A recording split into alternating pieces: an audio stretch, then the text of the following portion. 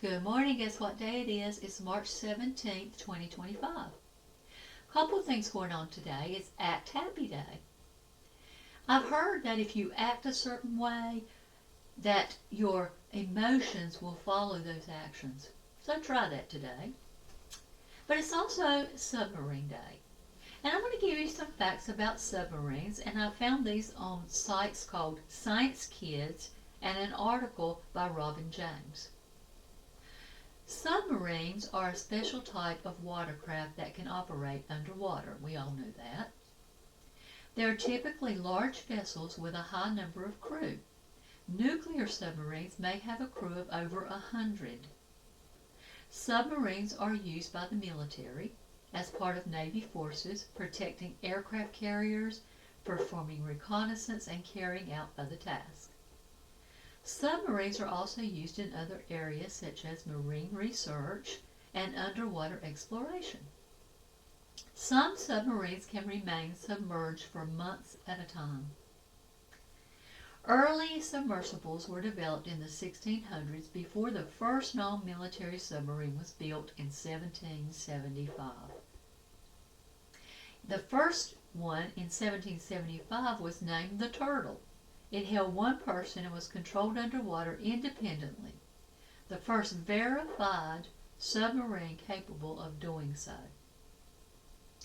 Both sides of the American Civil War built and used submarines. Submarines developed and used continued through World War I and II, with German U-boats particularly effective in blocking supply lines to the UK. The first submarine on record was designed by William Bourne in 1578. It was propelled by rowing and was completely enclosed.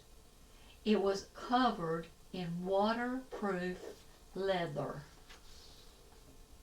Submarines are seriously impressive during war. Following the World War II, submarines have developed with technology to become sophisticated war machines.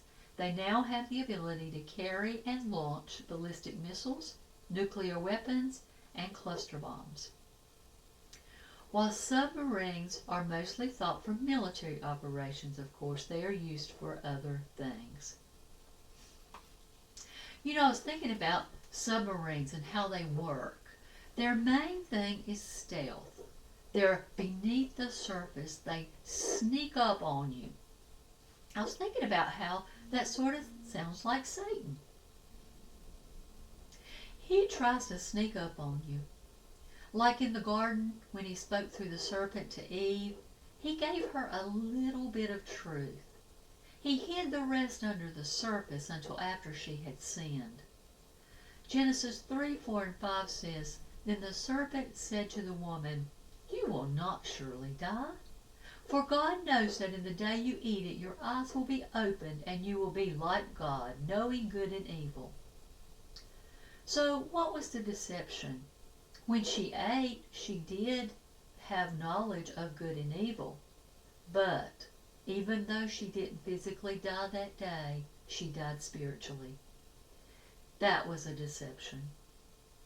Satan can present himself as an angel of light, non-threatening. 2 Corinthians 11:14 says, "No wonder, for Satan himself transforms himself into an angel of light." Satan also tells lies. John 8:44 says, "You are of your father the devil, and the desires of your father you want to do. He was a murderer from the beginning, and does not stand in truth, because there is no truth in him. When he speaks a lie, he speaks from his own resources, for he is a liar and the father of it." Even the Bible admits that there is some pleasure in sin.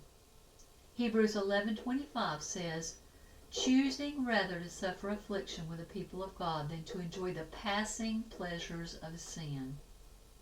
And that is also a deception of Satan. Like the pleasure is going to go on, but the pleasure is very short-lived.